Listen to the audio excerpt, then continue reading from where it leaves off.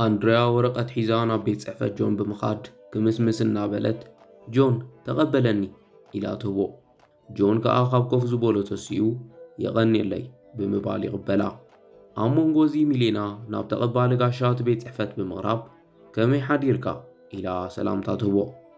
أوش تدما أندريا ناب جون قريبا جون معرخ ندي كم زنافقكوها كنغرك أيكالن النابلت كتناخفو تجمر نسو قنانا فرحة حلقة قدفبا سبات كيروينا إلي لمن بخالق قاس إذا تقبال قاشا دمان ميلينا يغريتا انتاي كحقزكي إلي حتا ميلينا ناي آتو راميرز بيت صحفة تبزديو إلا تحاتو نسو قا هو أبتي قالكي إلو بإيدي حبرلا بخالق قاس أندريان جون أجوغا ولا حدا سبيري إنانيو بمبال مدر رازات قزل أبز قزا هاندبت جون ميلينا يريامو بحانسا سمعيتو تلواويتو بسنبالي فزز أندريا إيه تفلت أريغا إلى تحاتو فلما أويبل كوين قنا بعلو مليسو أي فلتاني إسكا حانسا أصرحني كملاسي إلوا بقويا خابيت صحفاتو بموطا نام ميلينا مسكربة سلام فقري إلى زرباخ جمرالو ميلينا انتاي تقبر اللغي كنداي قزئينا بسرحي تمسق بلاكي إلو بحركاني فاتت الله ميلينا فقري تأميقا خيتخون إلى قرص حيزال كامزي إلى تزاربو نسوغا حالقو خيت ترطرو ساناتي مهيبو صبو تقبلك اللغو حج خيدي يبلا ميلينا بأقراموت نمن تايدا أتغفلن اللغا إلى تحاتو نسوغنا حركانو ناقدادا ميلينا انتاي جيرك يزيد سمعني بك خيدي إنا بليل منا أب الساعات ميلينا حسابو تردئوا جون باي تحفر ديغا إلى تحاتو جون قنا ميلينا حج دراما خسمعلو قزي باللين بزح سرح لني بجا قيد حراي إنا بليل من نساقا بقلت نقراني تحفر اللي إخاوة إلى دقيما تحاتو جون أبزت تكال زلن مسلق حلو سلا زلن نمبر كالي مغنياتي يقولون حج نعناي كفان وكي إلو بإيدا حيزوخ قوة تقبل نساقنا قدف قدي بالكان موص معصو يفلطي إلى تو إنا نبعد غد كابو ميلينا نبدأ قوصيا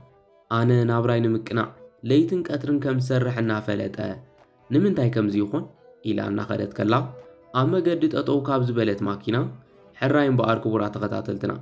حج خا تعوات غزر بهيرا ولتورخ نصوعينا إنا بلت سمع كابو ميلينا نتبع الماكينا عمونا نيشتو دمت تاريدي دختو سقلي إلى تحاتو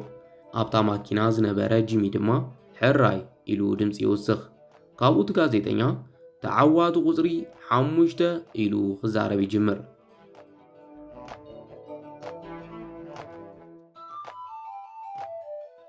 بخال إجاز أبيت صحفت جون أبيت صحفتون نعاتوه نحالقو أندريا ريامون أب أي غد نساقا تاويت دا الله إلى تحاتو جون حانت زفلتا شاطيت مقبئة سلا تحزنني كل قزي إزغزا إلي زاربا أندريا أنا قنا أبين كمين كم سرحو زي فلتو مقبتات أي مبلعغون إلى تملسلو نسو دما أنا ونتا قوالنا محقات راي لنبر كبال عليكم كنت زغزو إلي ويقحفو كابو أندريا بحق عب سبيخا بزخونا حجي خنزر عربو لزقبا عبو قد يالو بمبال إنا تناخفت جون أبي صحفتين الراخب زنقركا وسان نقر اللو تبلو جون حراي كمتسي مسبلا مريحاتون أبي صحفتات أطو بخالق زميلينا كاردلو توري أب محاس أب راديو شومونتا 0 5 9 إنا بلت كتاتلمو أما ترشتا تعويتا إنا بلت بحاقوس كتزلل تجمر جيمي ون بتحقواس كان ماكين أوريدو خحاقفا خبلكنا بقصة إتوقعات أطوطو بلو جيمي انتايد أخوينكي إلي حتى نساخا عشاي كونكون تيكيتيك توسرا خمز دلقاي كفانن إلى تملسلو جيمي قنا أي تقاقي زحفتي انكو حاقوسك خبلكن زبلع نقر كغز اندرا إدلي إلي زاربا ميلينا حق خاديها إلى تحطو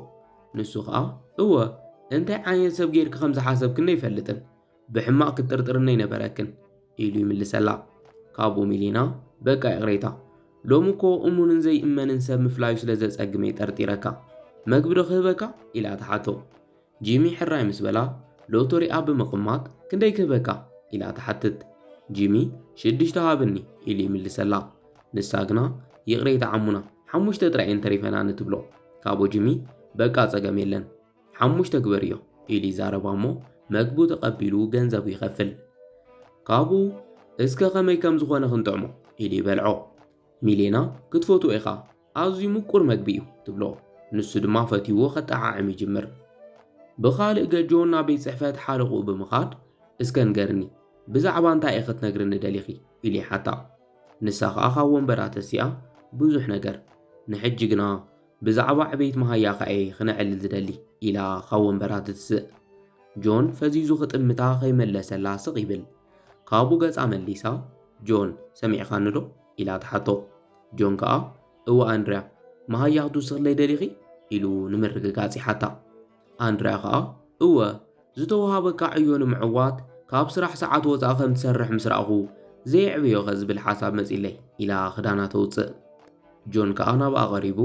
ኣንድርያ ንትገብርለይ ዘለኹ ኩሉ ነገር ከመይ ከም ዘመስግነከ ይፈልጥን ኢሉ ይዛረብ ኣንድርያ ድማ ናብኡ ቐሪባ ኣነ ግን ኣይፈልጥ ኢላ ናብ እዝኑ ብምጽጋዕ ኣነ ንስኻን ጥራይ ግዜ ንኽነሕልፍ ይደሊ እየ ትብሎ ጆን ብስምባደ ግን እኳ ኣንድርያ ንስኺ በዓል ተሓዳሪኺ ሰብኣይ ክድማ ሓለቓ እዩ ኢሉ ይዛረባ ኣንድርያ ግና እናተናኸፈት ጸገም የብሉን ንስኻ ተዘይተዘሪብካዮ ብዝኾነ መገዲ ክፈልጥ ኣይክእልን ወይስ ንስኻ ኢኻ ዘይደለኻ ኢላ ትሓቶ ካብኡ እናስሓቐት በቃ ተረዲእኒ ኣፍቃሪ ስለ ዘላ ትካሪኻ ከምዚ ትብል ኢላ ትዛረቦ ብድሕሪኡ ጆን ኣይኮነን ኣነ ፍቃሪት የብለይን ኢሉ ክስዕማ ይጅምር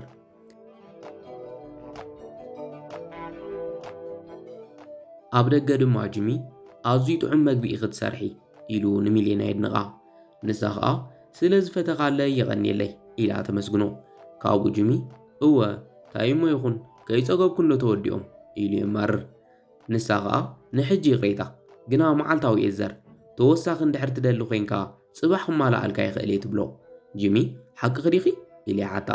ንሳ ድማ እወ ኢላ ትምልሰሉ ካብኡ ጂሚ ካብ ዋሌቱ ካርዲ ብምውፃእ ጽባሕ ንጎ ናብዛ ኣድራሻ ሒዝክለይ ንዒ ብንጉኡ እንድሕር መጺኺ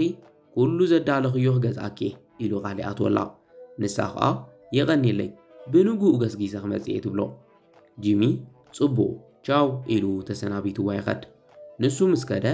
ናብቲ ዝሃባ ካርዲ እናረኣየት ዝገርም እዩ ኣብቲ ሰብኣይ ይሰርሓሉ ትካል ይሰርሕ ማለት ድዩ ኢላ ምስ በዕላ ትዛረብ ብኻልእ ገ ጆንን ሓለቑ ኣንድርያን ክዳውንቶም እናዓረዩ ካብቲ ቤት ጽሕፈት ምስ ወፁ ጆን ደስ ዝብል ግዜ እዩ ነይሩ ኢሉ ይዛረባ ንሳ እውን እናሰሓቐት ንስኻ ጥራይ ዝኣዘዝኩኻ ንምግባር ሕራይ በል እምበር ኣብ ዝደለኻዮ ግዜ ክንደግሞ ንኽእል ኢና ትብሎ ካብኡ ጆን ካብ ሎሚ ጀሚረ ዝኣዘዝክኒ ኩሉ ክገብር ኢሉ ቃሊኣትወላ ኣብ መንጎ እዚ ጂሚ ናብኦም መፂኡ ንኣንድርያ ከመይ ውዒልኪ ፍቕረይ ኢሉ ይስዕማ ጆን ከዓ ወይዘሮ ኣንድርያ ካልእ ትእዛዝ ተዘይሃልኒ ኣነ ክኸድ ኢሉ ይዛረባ ኣንድርያ ሕራ ጆን ደሓን ወዓል ኢላ ትሰናበቶ ንሱ ምስ ከደ ጂሚ ንኣንድርያ ፍቕረይ ብህፁፅ ክነዕልለሉ ዝግባእ ጉዳይ ኣሎ ኣብ ቤት ጽሕፈተይ ዶ ክረኽበኪ ኢሉ ይሓታ ካብኡ ኣንድርያ ጽቡቕ ክመጽእ እየ ትብሎ እሞ መሪሕዋ ይኸድ ብኻልእ ገጽ ሚሌና ተመስገን ኣምላኽ ጆን እዚ ምስ ሰምዐ ኣዝዩ ክሕጎስ እዩ እናበለት መገዳ ትቕጽል ኣንድርያ ድማ ናብ ቤት ጽሕፈት ጂሚ ብምኻድ ፍቕረይ እቲ ክትብሎ ትደሊ ደርጓሓዮ ኣይተጸብየኒ ትብሎ ካብኡ ጂሚ ካብ ኣካውንት ትካልና $50,000 ብዘይ ምኽንያት ወጻእ ተገይሩ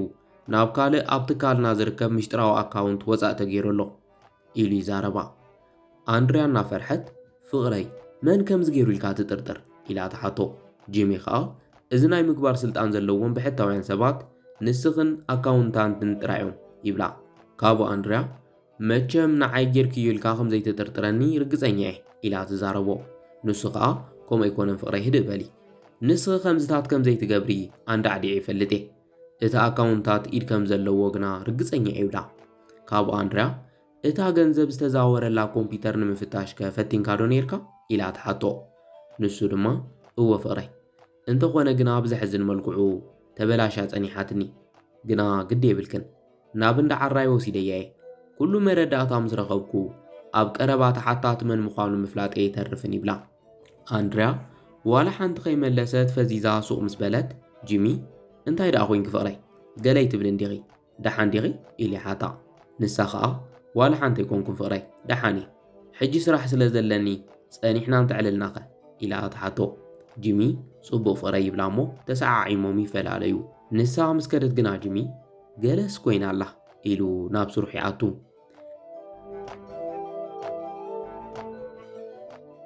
ብኻልእ ገጽ ጆን ካብ ገዛ እናወፀ ሚሌና ትረኽቦ እሞ ብታሕጓስ ፍቕረይ ሓድሽ ዜና ኣለኒ ኢላ ክትዛረቦ ክትብል ሳንጣ ሒዙ ካብ ገዛ ይወፅእ ከም ዘሎ ብምርኣያ ብሓንሳእ ስምዒታ ተለዋዊጡ እንታይ ደኣ ሳንጣ ሒዝካ ከይ ነገርካ ንትገሸለኻ ማለት ድዩ ኢላ ተሓቶ ንሱ ግና ዘይገመተቶ ሃንደበት ተውኪሉ መገሻ ገለ ይብለይን ጠቕሊለ ካብ ዝገዛን ካብ ህይወትክን እየ ዝወፅእ ዘለኹ ይብላ ሚሌና ብስምባደ እንታይ ኢላ ተሓቶ ንሱ ከዓ ከምዛ ዝብለኪ ልዕሊ እዚ ምሳኽ ክቕመጥ ኣይደልን ቻው ይኸደ ኣለኹ እየ ድሕሪ ሕጂ ኣይክትረኽብንን ኢኺ ኢሉ የረድኣ ሚሌና በጃኻ ፍቕረይ ገዲፍካ ነይትኺድ ሎሚ ናብ ስራሕካ ምምፀይ ኣሕሪቕካ እንተኮይኑ እመነኒ ድሕሪ ሕጂ ፈጺመ ይመጽእን እናበለት ልሙኖ ንሱ ግና ብሕርቃን ፈኑኒ ጥር ትብል ፍቕሪ ከም ዘይብለይ ካብ ዓይነይ ክተንብበይ ትኽእልን ኢሉ ይዛረባ ሚሌና ተስፋ ከይቆረፀት በጃኻ ገዲፍካ ነይትኺድ ዝበልካ ንኽገብረ በጃኻ እናበለት ልሙኖ ንሱ ግና ሚሌና ካልእ ኣፍቃሪት ሒዘ ኢሉ ዘይተጸበየቶ መልሲ ይባ ሚሌና እዝና ዝሰምዖ ምእማን ሲኢና እንታይ በልካ ኢላ ንኽደግመላ ተሓቶ ንሱ ከዓ ብድፍረት ሎሚ ምስኣ የውዒለ ልዕሊኣ ዘፍቅሮ ሰብ ኣብዛ ዓለም የለን መንነት ክተትልውጢ ወይ እውን ሜክኣፕ ተትለኻኸይ ማዕሪኣ ክትመፀይ ትኽእልን ቻው ኢሉ ንልባ ድሚዎ ይኸድ ሚሌና እናበኸየት በጃኻ ገዲፍካ ነይትኺድ በጃኻ ይትጨክነለይ እናበለት ልሙኖ ብድሕሪኡ ጆን ኣንድሪያ ቆፂራቶ ስለ ዝነበረት ብጉያ ናብ ቦታ ቆፀሮ ብምኻድ ሰላም ፍቕረይ ንምንታይ ፀዊዕኽኒ እዞም ዝፈራረሙ ወረቓቕትኸ እንታይ እዮም ጽባሕ ክኾን ዘይክእል ነገር ድዩ ኢሉ ይሓታ ንሳ ከዓ እወ ፍትወይ ግድን ሎሚ ክፍሮም ኣለዎም ኢላ ንኽፍርም ተሓቶ ጆን እናደራረዘ ፍቕረይ ማዕረይ ንምንታይ ስራሕ ገዲፍና ኣብ ገዛና ሕቁፍቁፍ ኢልና ዘይነምሲ ኢሉ ይሓታ ንሳ ከዓ ሕራይ እዚኦም ንፈርሞም እሞ ናብ ገዛኻ ኸይድና ጽቡቕ ግዜ ክነሕልፍ ኢና ኢላ ትምልሰሉ ካብኡ ጆን ጽቡቕ ፈለማ ኸንብቦ እሞ ክፍርመልኪ እየ ይብላ ንሳ ግና በጃኻ ስቒልካ ፈርሞ ከይመሲየ እዚኣ ናብ ሰብኣየ ኣብፂሕና ኣብ ገዛኻ ክነምስ ምእንታን ስቒልካ ፈርም ኢላ ተጻድፎ ካብኡ ጆን ሕራይ ሕጂ ክፍርሙ እየ ኢሉ ብምፍራም እንኪሉ ይህባ ንሳ ከዓ የቐኒየለይ ንዓኻ ብምርካበይ ኣዝየ ዕድለኛ እየ ትብሎ ጆን ድማ ካብ ሰብኣይ ይበልጽ ኢሉ ይሓታ ንሳ ከዓ ኣዝኻ እምበር በል ኣነ ሕጂ ክኸድ ጸኒሕና ንራኸብ ሕራይ ቻው ኢላቶ ትኸድ ካብኡ ኣብ በሪ ኣፍ እቲ ካፌ ምስ በጽሐት ኣንድርያ ብልሕኺ ኣቦቱ እዩ ዘሎ ኢላ ንባዕላ ብምምጓስ እናሰሓቐት ትኸድ ብኻልእ ገ ጂሚ ካብ ማኪኑ ወፂኡ እናኸደ ከሎ ሚሌና እናበኸየት ሪኣ ካብኡ እዚኣ ደኣ እታ ጥዑም መግቢ ዘብልዐት እንጓል ዶ ይኮነትን ኢሉ ናብኣ ይቐርብ እሞ ወይዘሪት ደሓን ዲኺ ኢሉ ይሓታ ንሳ ከዓ ኣብዚ ከም ትሰርሕ ርግፀኛ እየ ነይረ ኢላ ዘረባ ትጅምር ካብኡ ጂሚ ኣሕዚናቶ እንታይ ኮንክ ደኣ ትበኺለኺ ኢሉ ይሓታ ንሳ ግና ምምላስ ገዲፋ ሓቂፋቶ ምብካያ ትቕፅል ጂሚ ኣይትብከይ ክሕግዘክ ትደልዮ ነገር እንድሕር ሃልዩ ንገርኒ ኢሉ ይሓታ ንሳ ግና ይቕሬታ ሰብኣይ ገዲፍኒ ኸይዱ ናብ ገዛኻን ሓዳርካን ተመለስ ኢለ ክልሙን እየ መፄ ሰብኣይ ኣብዚ ይሰርሕ ምናልባሽ ለመናይ ሰሚዑ ተተመለሰ ኢለ እየ ድሕሪ ምባላ ይቕሬታ ግና ኣብ ዘይምልከተካ ጉዳይ ረብሸካ ትብሎ ጂሚ ኣጆኺ ንዓይ ይቕሬታ ምሕታተ የድልየክን ካብኡ ከዓ ዝገደፈካ ሰብ እውን ለሚንካ ይትመልሶን ስለዚ የፍቅረክ ኢኹም ገይሩ ኢሉ የረድኣ ካብኡ ሚሌና ሓቅኻ ክትኮን ትኽእል ኢኻ ምናልባሽ እስካዕ ስርሑ መፂአ እንተለሚነዮ ግና ማዕረኽ እንደይ ከም ዘፍቅሮ ተረዲኡ ናብ ልቡ ክምለስ ይኽእል እዩ ኢላ ትዛረቦ ካብኡ ጂሚ ኣብዚ ዲ ይሰርሕ ኢሉ ይሓታ ንሳ ከዓ እወ ኣብዚ ይሰርሕ ኢላ ትምልሰሉ ካብኡ ጂሚ ንምርግጋጽ ብሓቂ ኢሉ ይሓታ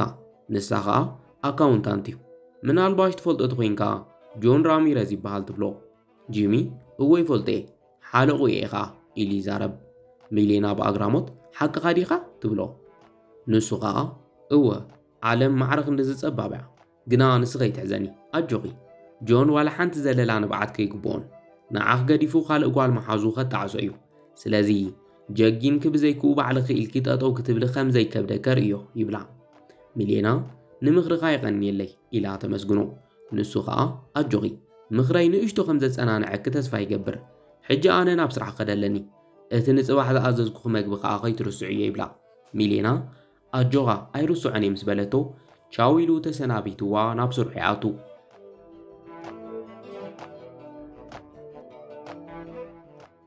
ንጽባሒቱ ኣንድርያ ናብ ናይ ጆን ቤት ጽሕፈት ብምኻድ ጆን ብለይቱ እንታይ ክትገብር መጺኻ ትብሎ። ጆን ከዓ ናብኣ ቀሪቡ እናተናኸፈ ፍቕረይ ናፍቖትኪ እዩ ብለይቲ ቀስቂሱ ኣምጺኒ ይብላ። ኣንድርያ ግደፍ እባ ሰብ ክርኢና ይኽእል እዩ ኢላ ዘረባ ከይወደአት ጂሚ ስለ ዝመጸ እውይ ጂሚ መጽዩ ቀልጥፊ ተሓብኢ ኢሉ ናብ ትሕቲ ጣውላ ይእትዋ። ካብኡ ብዙሕ ከይጸንሐ ጂሚ ብህድኣት ኣትዩ ኣቤላ ኢሉ ይሓቶ። ጆን ዝሓተቶ ምምላስ ገዲፉ ከመይ ሓዲርካ ሓለኻ ብዛዕባ መን ኢኻ ተሓተኒ ዘለኻ ይብሎ። ጂሚ እታ ኣምሳኻ ዝነበረት ጓል ኢሉ ይምልሰሉ። ጆን ከዓ ዓይኑ ብጮው ሓጺቡ ከም ትርእየኒ በይኒ እየ ዘለኹ ብዘይካይን ብዘይካኻን ካልእ ሰብ የለን ኢሉ ይምልስ። ጂሚ ግና ሕጂ ንሰበይተይ እናሰዓምካ እያ ርኤካ ነይረ ኢሉ ይዛረቦ። ካብኡ ጆን ሓለቓ ከመይ ከሓሲብካዮ መሲልካ እዩ ኢሉ ኸታልሎ ይፍትን። ጂሚ ምናልባሽ ክኾን ይኽእል እዩ ብምባል ቴሌፎን ኣውፂኡ ናብ ሰበይቲ ይድውል። እታ ቴሌፎን ካብ ትሕቲ ጣውላ ድምፂ ምስ ኣስምዐት ጆንን ኣንድርያን ሓፊሮም ናብ ዝኣትዎ ይጨንቆም። ብዙሕ ከይጸንሐት ኣንድርያ ካብ ትሕቲ ጣውላ ትወፅእ። ጂሚ ኣብዚ ዳ እንታይ ትገብሪ ነርኪ ኢሉ ይሓታ። ኣንድርያ ከዓ እናፈርሐት ህድእ በል ፍቕረይ ኩሉ ነገር ከረድአካ እየ ከም ትሪኦ ኣይኮነን ኢላ ክትዛረብ ትፍትን። ጆን ግና ኣይትድከሚ ፍቕረይ ኩሉ ነገር ፍሉጥ እዩ ሓቂ ንኽትፈልጦ ኣነን ሰበይትኻን ዋላ ሓደ ንኸይፈለየና ብፍቕሪ ተጣሚርና ኢና ኢሉ ብድፍረት ይዛረብ። ንሳ ግና ስቕበል ኢላ ብጽፊዕ ትውዖ። ካብኡ ጂሚ ድምፂ ብኽያት እናሓነቆ ኣይኣምንን ኣንድርያ ብሙሉእ ልበይ ኣሚነኪ ነይረ ኢሉ ይወቕሳ። ንሳ ግና ብዛዕባ እቲ ትማሊ ዝበልካ ንኸጻርን መርትዖ ክረክብን እየ ቀሪበዮ እምበር ካልእ ፍሉይ ርክብ የብልናን ነቲ ትካልና ዝበፅሖ ክሳራ ተሓታቲ እዚ እዩ ተደሊኻ ሙሉእ መረዳእታ ክርእካ እየ ትብሎ። ጆን ብኣግራሞት ብዛዕባ እንታይ ክትዛረብ ዘለኺ ኣነ ዋላ ሓንቲ በደል የብለይን ኢሉ ንባዕሉ ይከላኸል። ንሳ ግና በቃ ያክል ኣይተሓሱ ኩሉ መረዳእታ ኣብ ቤት ጽሕፈትካ ረኺበ እየ ኢላ ትዛረቦ። ንሱ ከዓ ሕጂ ኩሉ ነገር ተገሊጽለይ ንኩሉ ነገር ተሓታቲት ንስኺ ኢኺ ኮነ ኢልክ ንዓይ ብፍቕረት ታሊልኪ ዘይፈልጦ ሰነደ ፈሪምክኒ ኢኺ ኢሉ ይወቕሳ። ካብኡ ኣንድርያ ብፍርሕና እንቀጥቀጠት በጀኻ ፍቕረይ ከይተኣምኖ እናበለት ትልምን። ኣብዚ ግዜ ጆን ሕጂ ኩሉ ግልጽልጽ ኢልለ እዩ እቲ ገንዘብ ናብ ዘይፍለጥ ሒሳብ ዘዘርክዮ ንስኺ ኢኺ ትማሊ ነቲ ዶኩመንት ጻዲፍክ ዘፈርም ክንውን ንዕ እዩ ኣነ ከዓ ዘፍቀርክኒ መሲልኒ ኣብ መጻወርያ ክወዲቐ ሓለቓ ዝብሎ ዘለኹ ሓቂ ምዃኑ ከርእየካ እየ ብምባል ቴሌፎን ኣውፂኡ ሰበይትኻ ንራኸብ እሞ ትፍርመለይ ሰነድ ኣሎ እናበለትኒ ሪከርድ ገይረያ ይብሎ። ኣብ ሰዓት ኣንድርያ ብፍርሒ ናብ ጂሚ ብምኻድ ከይተኣምኖ ፍቕረይ ይሕሱ እዩ ዘሎ ዋላ ሓንቲ መረዳእታ ይብሉን እናበለት ትልምኖ። ጂሚ ግና ፈንውኒ ምስ ሰራሕተኛይ እና መንዘርክ ምጥላምክ ከይኣክል ገንዘበይ እውን ይኽሰሪቕኪ ኢሉ ይወቕሳ። ኣንድርያ በጀኻ ፍቕረይ ኩሉ ዝወሰድክዎ ገንዘብ ክመልሱ እየ በጃኻ ከይተእስረኒ እናበለት ትልምኖ። ጂሚ ከዓ ተስፋ ይገብር ኣንድርያ 3 መዓልትታት ኣለኪ ተዘይኮይኑ ግና ንፖሊስ ኣመልኪተ ከእስረኪ እየ ብምባል ናብ ጆን ዘይሩ ንስኻኸ ከመይ ዝበልካ ሕሳር ሰብ ኢኻ ሰበይትኻ ዝኸይፈለጠት ስለኻ ክትነብዕ ትውዕል ንስኻ ግና ፍጹም ኣይግብኣካን ናይ ሚልዮናት ሎተሪ ከም ዝተዓወተት ትፈልጥ ከምዘይ ገበርካያን ደንዳኒ ኢሉ ይሰርፎ። ካብኡ ጆን ብሓንሳእ ገጹ በሪሁ ሰበይተይ ሎተሪ ተዓዊታ እንታይ ዝበልዎ ብስራት እዩ ዝኸ ኢሉ ክሕጎስ ይጅምር። ኣንድርያ ድማ ኣይኣምንን እየ ሰበይቱ እውን ኣላትከያ ኢላ ትሓቶ።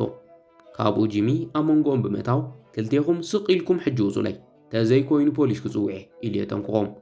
ካብኡ ጆን ካብ ስራሕ እናወፀ ሚሌና ክትኣቱ ጎፍ ንጎፍ ይራኸቡ እሞ ሚሌና ፍቕረይ በጃኺ ንኹሉ ዝገበርክዎ ነገር ይቕረበልለይ በጃኺ ይተሓዝለይ ሕጂ በቃ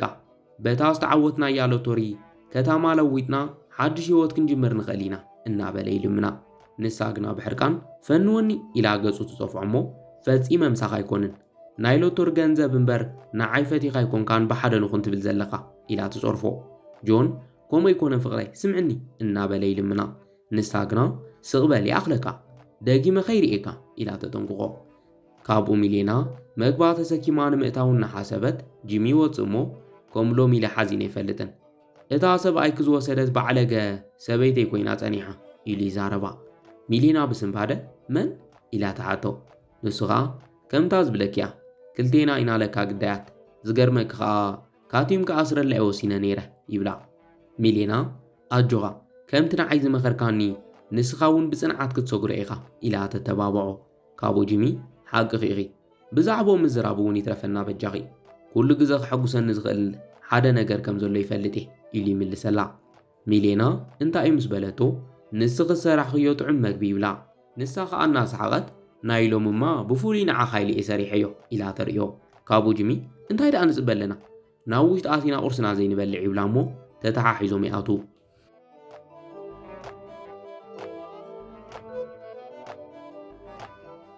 دحر وارح جمين ملينا فغري حدش ينسانا خميري خيو إلي حتى نساقا أزي ملكوعي فغري سالا جاقننت كاي تعويتو إلا تمسقنو